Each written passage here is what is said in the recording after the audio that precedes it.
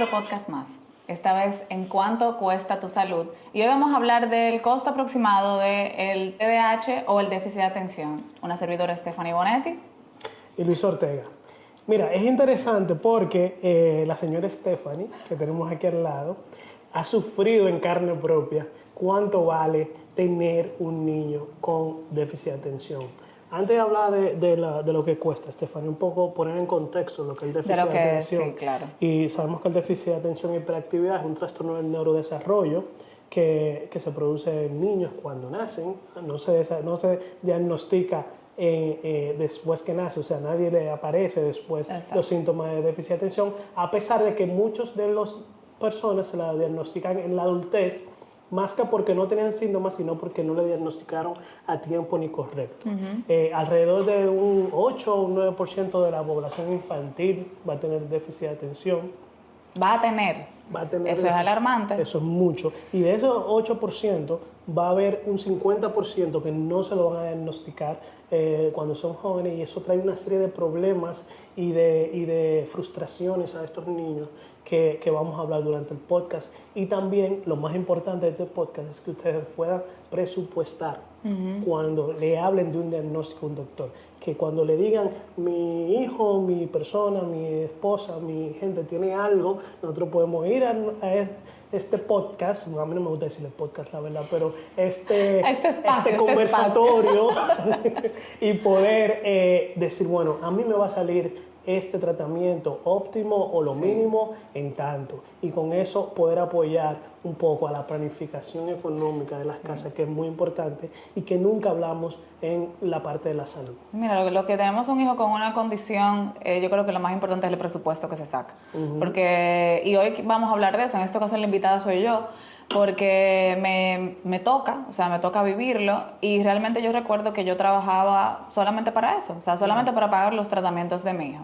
Pero tú sabes que antes de abordar todo esto, es importante lo que tú dices, Ortega, porque ahora mismo en las redes sociales, en lo que nosotros vemos, hay muchos bombardeos de que si tú tienes tal cosa, entonces eso es déficit de atención, claro, eso es hiperactividad. Y estamos en una era que tenemos tanta información que desinforma. Claro. Entonces es importante que hoy también destaquemos no solamente el costo de lo que es el TDAH, sino qué es realmente esto. Claro. Porque en los niños se ve diferente en los adultos. Un adulto por el mismo proceso de desarrollo y la misma maduración cerebral llega a un punto donde lo maneja. Claro. Aunque sí siempre vamos a tener esos red flags que hay que tomar en cuenta.